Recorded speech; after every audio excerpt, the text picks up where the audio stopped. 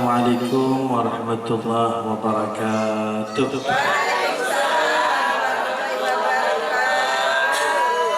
Bismillah, alhamdulillah, wassalatu wassalam ala rasulillah Muhammad bin Abdillah wa ala alihi wa sahbihi wa man walah. Asyhadu an la ilaha illallah wahdahu la syarika lah wa asyhadu anna sayyidana wa nabiyyana wa maulana Muhammadan abduhu wa rasuluh alladzi la rasul wa la nabiyya ba'dah. Allahumma salli wa sallim wa barik wa karim wa syarif wa azim ala sayyidina Muhammad salatan taghfiru biha ad-dunub wa tuslihu biha al-qulub wa tantaliqu biha al-'ushub wa talinu biha ash-shu'ub wa ala alihi wa sahbihi wa man ilayhi mansub. Rabbana iftah bainana wa baina qaumina bil haqq wa anta khairul fatihin. Amma ba'd. Yang kami muliakan segenap para tokoh masyarakat, para ustaz, para guru ngaji, dan juga pada hadirat muslimat, ibu-ibu, semoga dimuliakan oleh Allah Subhanahu wa taala kita di dunia sampai di akhirat. Dan juga bapak-bapak yang hadir, terutama kepada sahibul bait, tuan rumah Bapak Ernu Gianto, keluarga yang berbahagia, bersuka cita di sore hari ini atas terselenggaranya peringatan memperingati hari kelahiran baginda besar Nabi Muhammad sallallahu alaihi wasallam yang sudah menjadi sesuatu yang wajar, ibu nggih, bergembira atas kelahiran Nabi Muhammad sallallahu alaihi wasallam.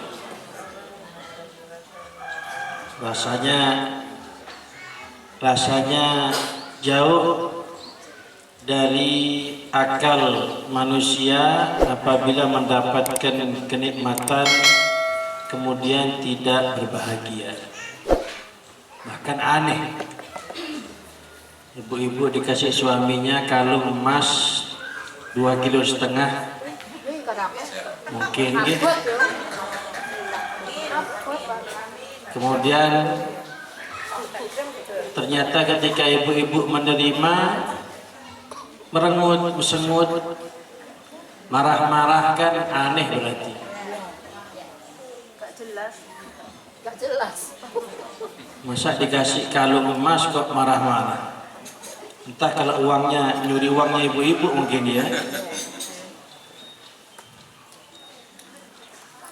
Sehingga kebahagiaan yang muncul di hati manusia tatkala mendapatkan nikmat itu sesuatu yang manusiawi, sesuatu yang wajar.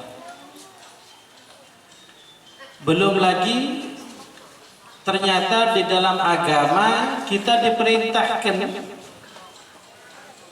untuk bergembira, untuk menunjukkan kegembiraan kita ketika kita dapat nikmat dari Allah Subhanahu wa taala. Allah katakan di dalam Al-Qur'an, "Qul bi fadlillahi wa bi rahmatihi fabidzalika falyafrahu." Qul, sampaikan Muhammad kepada umatmu, kepada manusia, apabila mendapatkan fadl. Fadl artinya keutamaan, anugerah. Apabila dapat keutamaan anugerah dari Allah, wa birahmatihi, dan rahmat dari Gusti Allah, maka Allah katakan falyafrahu, senengo. Berbahagialah kalian. Makanya ibu, dalam agama kita ini ada istilah walimah. Walimah itu selamatan. Walimah itu macam-macam. Ada walimatun nikah, selamatan nikahan. Ada walimatul khitan, selamatan sunatan. Dan walimah yang lain banyak. Walimah punya rumah baru, atau walimah punya mobil baru, undang selamatan. Angge termasuk tadi pernikahan itu, istri baru, suami baru, panjenengan mantu, kan sunnah itu ada walimah kan Angge. Jadi niatkan panjenengan ini ketika mengadakan walimah memang disuruh oleh Gusti Allah, bukan adat, bukan kapranya. Ibu panjangan mantu kok buat selamatan, ya sampun kaprani bib teng beriki masyarakat. Kalau gitu tidak ada pahalanya itu.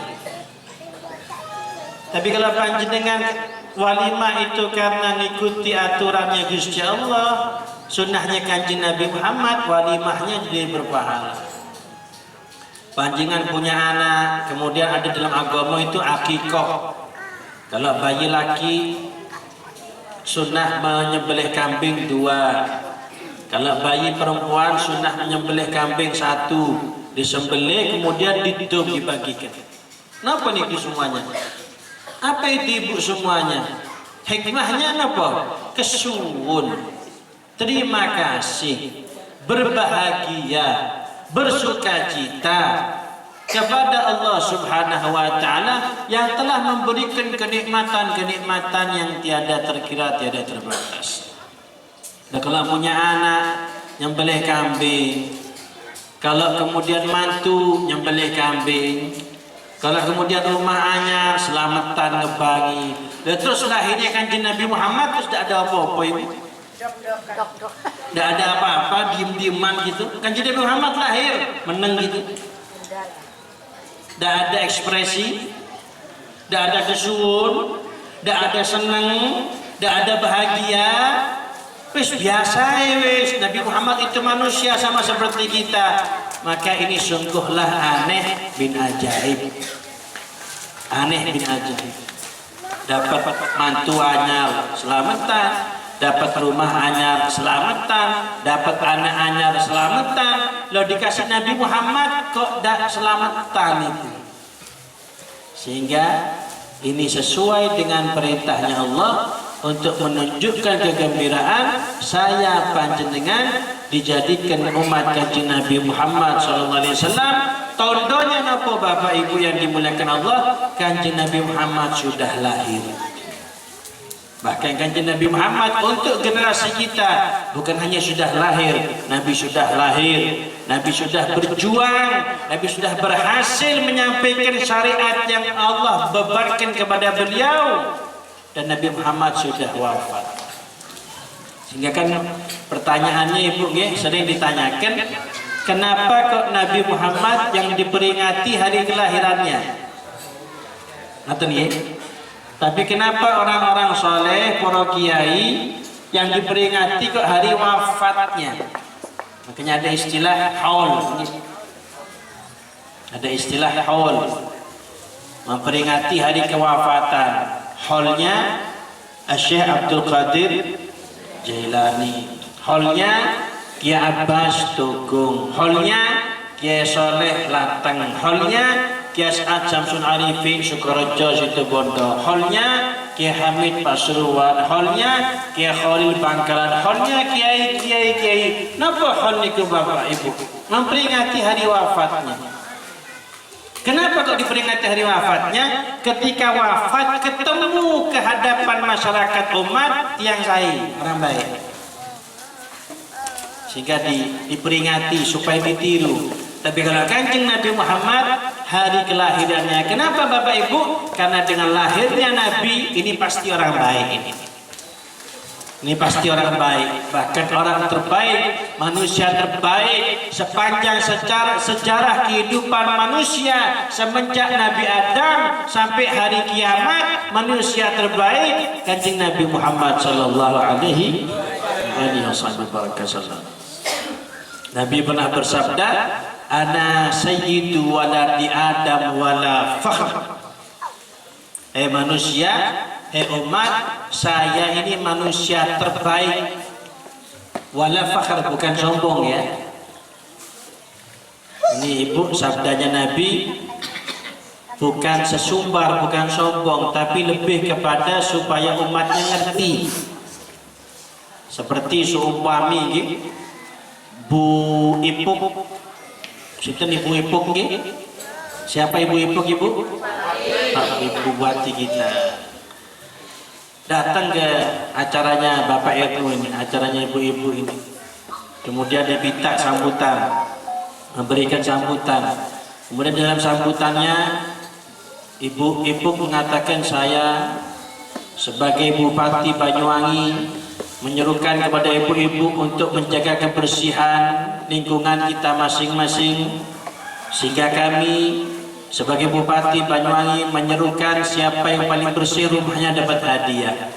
Nah itu ibu kata-kata saya Bupati Banyuwangi, kan tidak boleh kemudian kita pahami terus nyaut di belakang, hari sombong, aos boleh Bupati, dengan ucapan saya sebagai Bupati. Jangan disangka sombong boleh Bupati terus woro-woro nang wong-wong ya roro.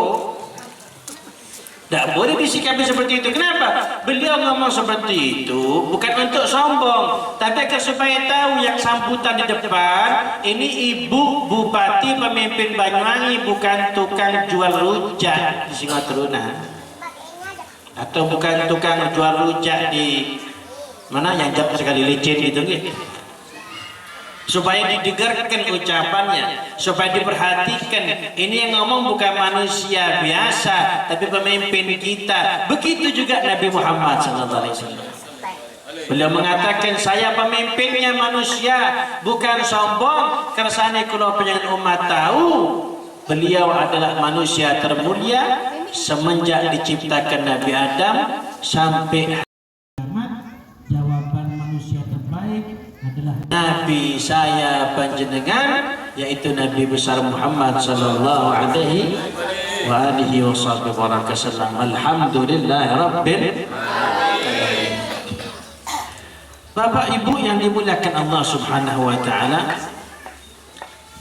sehingga Sayyidina Ali bin Abi Thalib radhiyallahu anhu wa karramallahu wajhah. Sayyidina Ali niki Bapak Ibu nggih menantunya Kanjeng Nabi Muhammad sallallahu alaihi wasallam. Nabi punya anak ada 7, yang laki 3, yang perempuan 4. Ada Abdullah, ada Ibrahim, ada Qasim, ada Zainab, ada Ruqayyah, ada Ummu Kulthum, dan yang terakhir yang paling terkenal yaitu Siti Fatimah. Siti Fatimah Bapak Ibu dinikah oleh Sayyidina Ali bin Abi Thalib radhiyallahu anhu wa karramallahu wajhah. Kemudian punya keturunan yang terkenal, putra-putranya yaitu Sayyidina Hasan dan Sayyidina Husain. Sayyidina Ali bin Abi Thalib pernah satu orang datang kepada beliau. Kemudian orang ini berkata, wahai Sayyidina Ali, ceritakan kepada kami baginda besar Nabi Muhammad sallallahu alaihi wasallam. Moga panjenengan cerita terus pundi Kanjeng Nabi Muhammad sallallahu alaihi wasallam. Sayyidina Ali ketika diminta seperti ini terkejut ibu. Aduh, gimana mau cerita dengan detail baginda besar Nabi Muhammad SAW, sesuatu yang sulit mungkin bisa diceritakan tapi sulit untuk diselesaikan, bahkan mustahil untuk diselesaikan. Cerita kisah hidup Kanjeng Nabi Muhammad SAW. Kenapa ibu yang dimuliakan Allah SWT? Nabi ini Yang memuji Bu Allah Subhanahu wa taala. Bukan hanya manusia. Yang muji Nabi Muhammad ni Gusti Allah, dan Allah katakan wa innaka la'ala khuluqin azim. Engkau Muhammad di atas budi pekerti yang agung. Nah, Allah katakan engkau Muhammad berada di atas budi pekerti yang agung.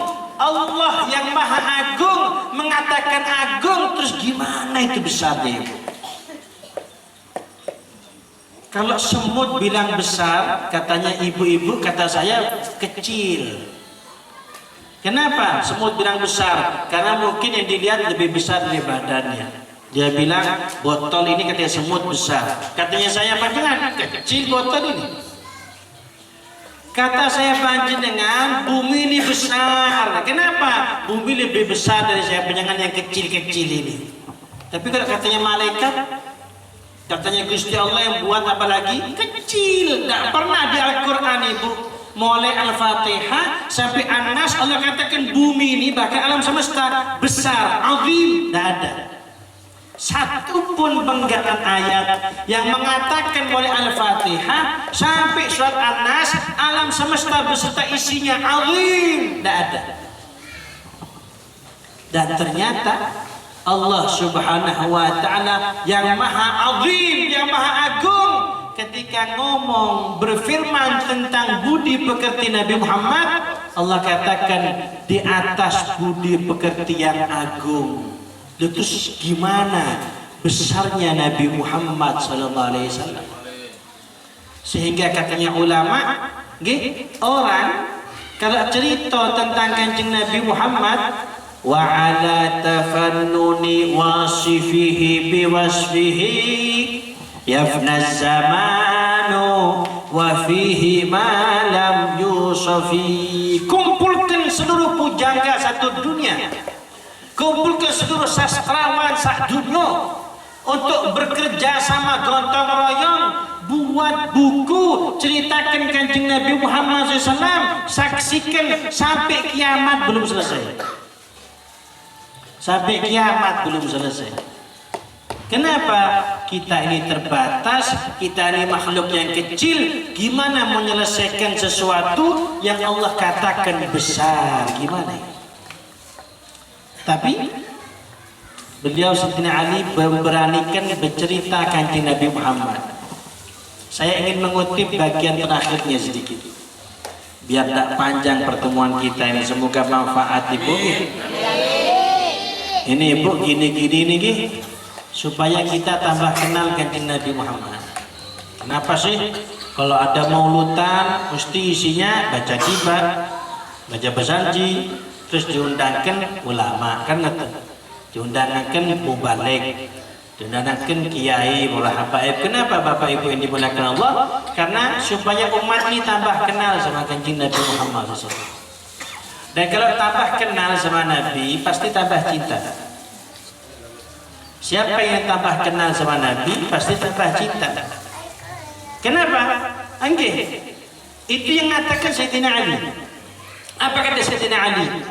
Man khalatahu ma'rifatan ahabba yaqulu na'ituhu lam ara qablah wala ba'dah mithlah. Siapa yang kenal Kanjeng Nabi Muhammad, kata Sayyidina Ali. Ibu Sayyidina Ali yang mulai kecil sampai Nabi Muhammad wafat selalu di dekatnya, selalu kumpul Kanjeng Nabi Muhammad. Apa kata Sayyidina Ali? Orang yang kenal Nabi Muhammad, yang satu rumah dengan Nabi Muhammad, bersuamikan Nabi Muhammad, bertetanggakan Nabi Muhammad, bertemankan dengan Kanjeng Nabi Muhammad, satu kampung sama Kanjeng Nabi Muhammad, pasti akan cinta sama Kanjeng Nabi Muhammad SAW. Pasti akan demen, pasti akan demen. Loh, Habib, itu cerita sejarah kami pernah dengar Nabi Muhammad banyak yang musuh kok. Lah itu ibu yang musuh sama Nabi Muhammad gara-gara satu Ibu, napa? Hasud.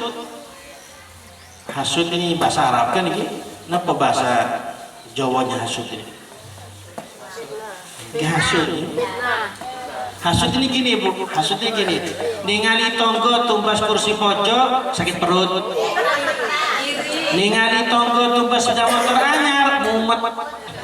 Ningali tonggo tumbas motor anyar stroke mati terus. Nah itu apa itu? Nah itu bahasa Arabnya hasad, orangnya namanya hasud. Nah, itu katanya Nabi, al-hasud la yasud, orang yang iri tidak akan senang sampai mati, tidak akan senang. Panas tok hatinya. Enggak, tidak senang lihat dulurnya senang. Oh sakit itu, sampai mati loh. Semoga dibersihkan hati saya panjenengan. Jadi tidak senang sama Nabi itu gara-gara hasud. Pemuda ibu pinter, cerdas, ganteng, diutamakin sama konco-konconya. Lah yang kalah ini mangkel. Iki wong anyar kok masuk di nomor 1 kan. Di Nabi itu ngajak kebaikan, tidak mau. Musuh sama Nabi Muhammad SAW. Tapi kalau tidak ada hasud ibu, hatinya bersih, yang bagus dikatakan bagus, walaupun muncul dari orang yang dia tidak senangi. Yang salah dia katakan salah, walaupun muncul dari orang yang dia senangi. Ini namanya hatinya objektif, sportif. Kelihatan Nabi Muhammad pasti akan cinta. Kenapa Bapak Ibu yang dimuliakan Allah? Apanya yang kurang dari Nabi Muhammad? Apa celahnya Nabi Muhammad? Apa aibnya Nabi Muhammad? Tidak ada kurang, tidak ada aib.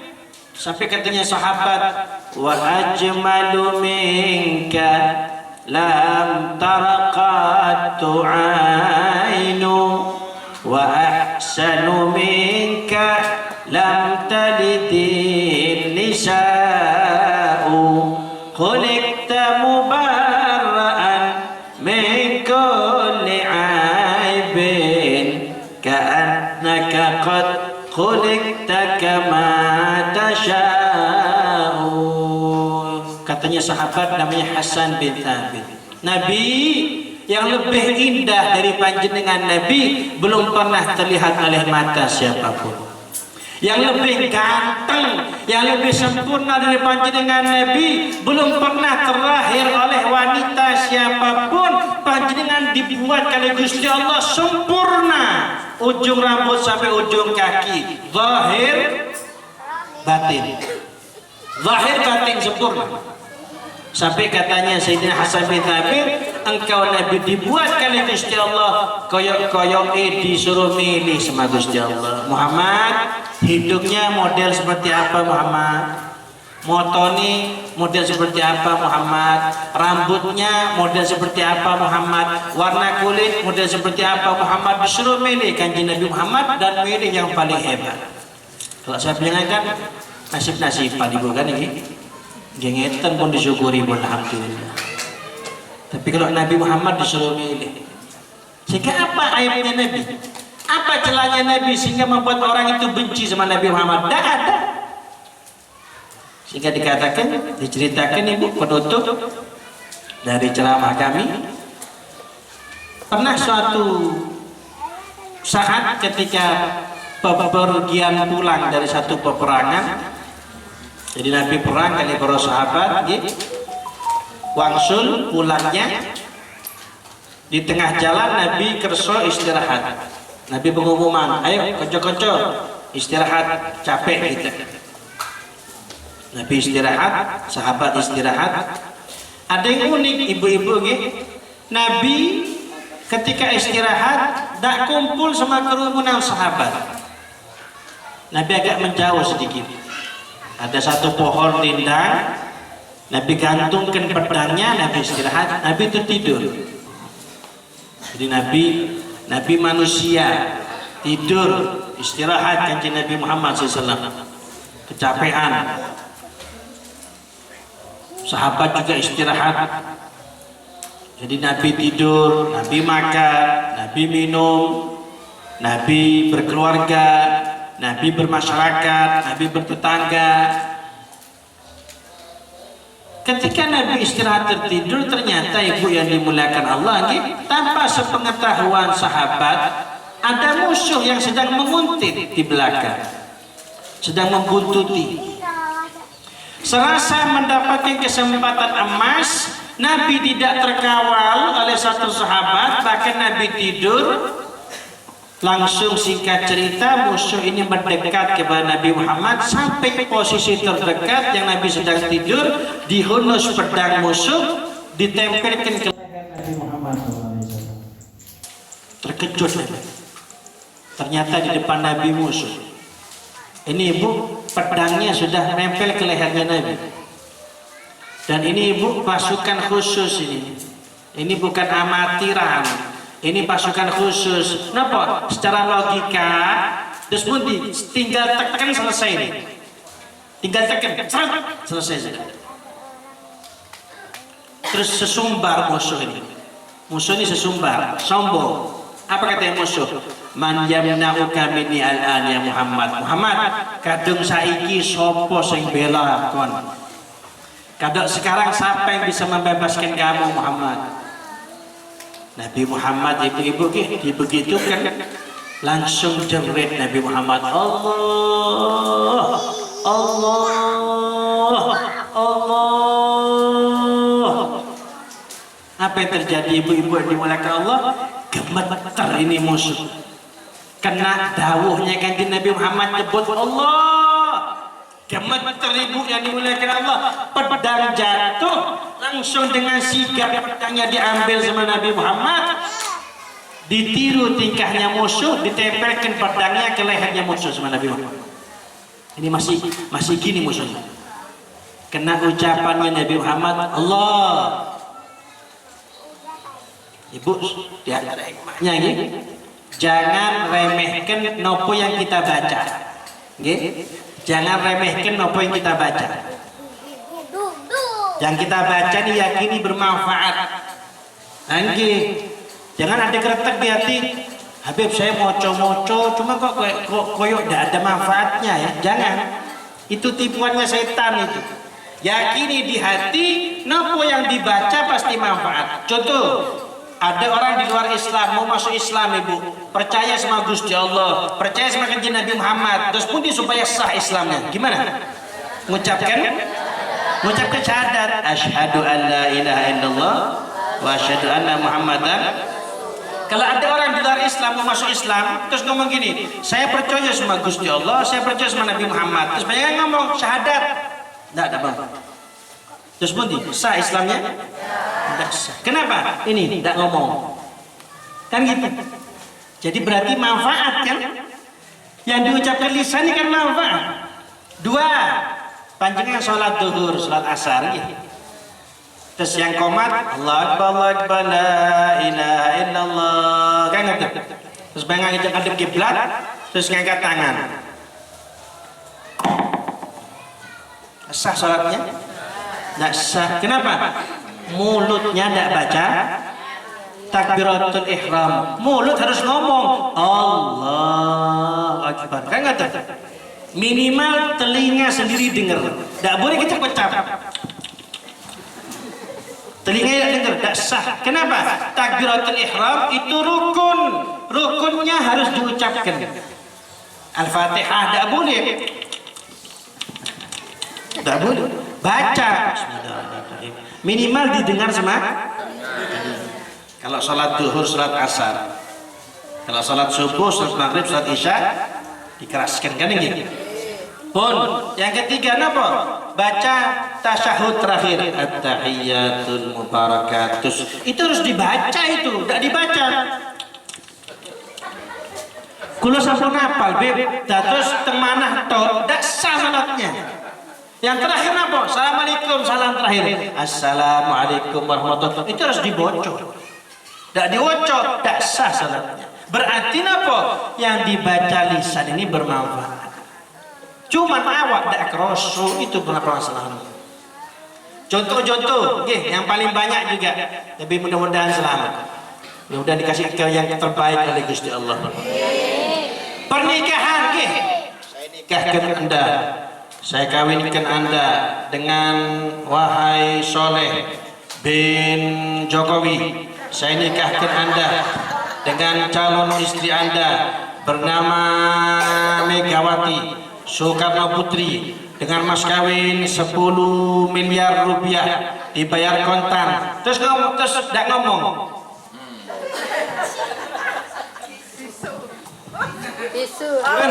Gimana? Tidak ngomong. Bisa kalau bisu tidak bahas. Ini saya ngomong yang bisa ngomong ini. Bisa ngomong. Saya nikahkan Anda dengan putri pilihan Anda. Mas kawin sekian. Terus gini tak? Tidak sah. Kenapa? Harus ngomong mulutnya. Saya terima nikahnya Megawati Soekarno Putri dengan mas kawin 10 miliar rupiah dibayar kredit selama 40 tahun. Kan begitu. Berarti apa? Yang diucapkan lisan ini bermanfaat. Cuman ibu nggih, karena keterbatasan kita, dosa kita yang banyak, pengaruhnya tidak kerasa. Nabi bersih, sempurna, suci, baca sedikit dahsyat pengaruh. Allah, pedang jatuh, itu ibu masih direm sama Nabi Muhammad. Kalau tidak direm, volumenya dikeraskan, bukan hanya pedang jatuh, endasnya meledos. Allah tua. Kalau mau Nabi Muhammad, tapi Nabi tidak mau. Kenapa? Kalau endas yang meledos, mati kafir, neraka. Nabi tidak mau masuk neraka. Gimana caranya masuk Islam? Diambil pedang sama Nabi, ucapannya ditiru sama Nabi. Kalau sekarang siapa yang bela kamu dari saya? Tak kenal sama Gusti Allah, tak bisa niru Nabi Muhammad. Apa kata orang kafir ini? Nyerah akhirnya. Bilang, kun khaira akhidin ya Muhammad. Muhammad, jadilah engkau orang terbaik yang mengambil pedang jatuh. Masa pedang jatuh buat nyember lehernya manusia Muhammad? Intinya, sepurone Muhammad minta maaf, lepaskan saya. Nabi bilang, oke, dengan syarat satu. Kamu saksikan tiada Tuhan selain Allah, saya utusannya Gusti Allah. Apa kata orang kafir nih, Bu? Ini, dia termasuk orang yang tadi saya bilang objektif sportif, yang baik dia ngomong baik, yang di lisannya itu di hatinya, dak bunglon, dak muka dua, ada di belakang, dia tidak mau seperti itu. Dia mesem, hatinya juga mesem. Dia ngamuk, hatinya juga marah. Apa adanya, los. Apa kata orang kafir ini? Muhammad, gini saja Muhammad, saya terus terang belum percaya sama Tuhan sampean, dan saya belum percaya sampean utusannya Tuhan. Gini saja Muhammad, lepaskan saya berjanji satu, saya sampai mati tidak mengganggu sampean. Yang kedua, saya sampai mati tidak mau ganggu teman-teman sampean. Yang ketiga Muhammad, saya sampai mati tidak mau ikut-ikut orang-orang yang ganggu sampean Muhammad. Janji saya. Lepaskan saya, jangan bunuh saya. Apa yang dilakukan Nabi Muhammad, ibu? Fakhalla sabilahu, dilepas sama Nabi Muhammad SAW.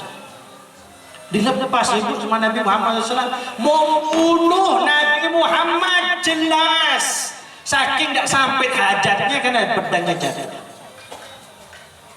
Ibu pengapunten ini. Ada orang-orang di sekitar kita yang salah sama kita ini. Kan ini, terus terang saja sudah, cuman jangan sebut nama, karena pasti ada orang-orang di sekitar kita nih yang nyalah sama kita nih, kan ada gitu. Waduh, kok banyak jawabannya. Cuma pertanyaan ibu, pertanyaan, adakah kesalahan orang-orang di sekitar kita yang lebih besar dari kesalahan orang kafir ini kepada Nabi Muhammad? Membunuh Nabi, Bu, dimaafkan sama Nabi. Lihat terus besarnya kayak apa kesalahan orang-orang sekitar kita, kok sampai datang ke kita minta maaf, pintu digebrang, tuh, tidak ada maaf bagimu. Niru sopo ini? Siapa yang ditiru? Siapa yang dijadikan contoh? Takutnya ibu yang dijadikan contoh nanti nyambungnya kemana? Iblis, ke setan. Nabi Muhammad urusan pribadi, maaf, maaf. Tapi kalau urusan agama, urusannya Gusti Allah di depan Nabi Muhammad. Nabi itu perang ibu udah di depan. Sahabat itu berani, sahabat itu hebat, tapi pemicu utama keberanian Nabi Muhammad SAW. Lihat kekasihnya di depan, maju. Ampun, kalau diteruskan bab ini apa? Alhasil ibu, buka pintu maaf selebar-lebarnya. Karena orang-orang salah sama kita, katakan tapi ibu saksikan kita juga punya salah sama orang-orang. Sengojo dan sengojo ngaku mawon pun sadar tak sadar kita ini punya salah. Saya punya salah sama ibu saya, semoga beliau panjang umur saya. Saya punya salah sama istri saya, sengojo tak sengojo, sadar tak sadar punya salah. Saya punya salah sama anak-anak saya. Cuman semoga saya memaafkan orang-orang yang salah kepada saya, semoga Allah memaafkan saya atas kesalahan saya kepada mereka semua. Ibu mau tukaran terus, capek ibu hidup sementara tok ibu. Sebentar lagi masuk ke kuburan sudah. Tidak ada manfaatnya. Kalau ikut Nabi Muhammad manfaatnya dua ibu. Napa? Yuhibbukumullah wa yaghfir lakum dzunubakum. Gusti Allah cinta, dicintai sama Gusti Allah. Dibapak, maaf wis. Nyerah tak? Tidak. Tak mampu balas tak? Tidak. Apa? Ikut Nabi Muhammad. Loh, ini jawaban istimewa. Dan apa kata Allah? Allah cinta balik sama dia. Dosanya disepuro sama Gusti Allah SWT. Terakhir, pulang ini orang kafir ibu. Orang kafir ini pulang ke kampungnya. Sampai di kampungnya, tonggo-tonggonya, masyarakatnya dikumpulkan. Pengumuman ini orang kafir ibu. Apa kata orang kafir ini? Kalian tahu enggak, saya barusan datang dari mana? Enggak ada yang tahu. Apa kata dia? Jitu min indi khairin nas. Saya, hei tonggo-tonggo, hei konco-konco, baru saja datang dari sisi manusia terbaik di atas muka bumi. Saya baru datang dari sisi manusia terbaik di atas muka bumi ini. Yang bilang bukan sahabat ini bu.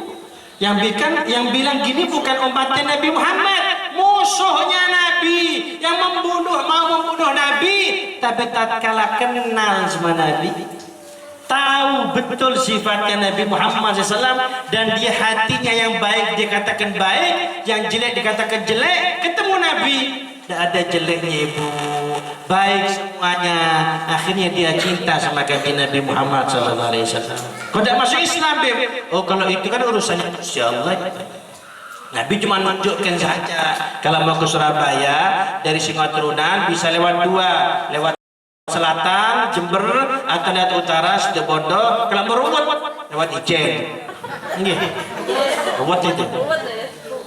Nabi cuma ngasih tahu saja, yang laksanakan itu Allah nanti. Yang ini dapat petunjuk, yang ini dapat hidayah, yang ini Islam, yang ini tidak Islam, itu urusannya Gusti Allah. Nabi cuma menunjukkan saja. Sehingga Sayyidina Ali menutup dengan dawuhnya, orang yang kenal Nabi pasti akan berkomentar. Orang yang tahu sifatnya Nabi pasti akan ngomong, la ara qablah wala ba'da mithlah. Saya tidak pernah berjumpa manusia baik sebelum Nabi Muhammad ataupun setelah Nabi Muhammad yang bodoh sama kanjeng Nabi Muhammad SAW. Yang sama ada. Napa malih yang lebih hebat, yang lebih bagus dari kanjeng Nabi Muhammad sallallahu alaihi wa alihi wasallam. Alhamdulillah, ternyata Nabi ini nabinya saya panjenengan ibu. Alhamdulillah, ternyata saya panjenengan yang banyak dosa, banyak kurang dijadikan umat kanjeng Nabi Muhammad sallallahu alaihi wasallam. Sehingga mari kita manfaatkan kesempatan ini dengan semaksimal mungkin. Napa? Wow tadi. Allah berfirman, in kuntum tuhibbunallah fattabi'uni. Ngaku cinta Gusti Allah, iman nang Gusti Allah, iman, cinta sama Gusti Allah, cinta, percaya sama Gusti Allah, percaya. Buktinya napa? Tumut kanjeng Nabi Muhammad sallallahu alaihi wasallam. Semangat melaksanakan perintahnya Nabi, sabar, jangan sampai bermaksiat, melakukan larangan-larangan Nabi Muhammad sallallahu alaihi wasallam.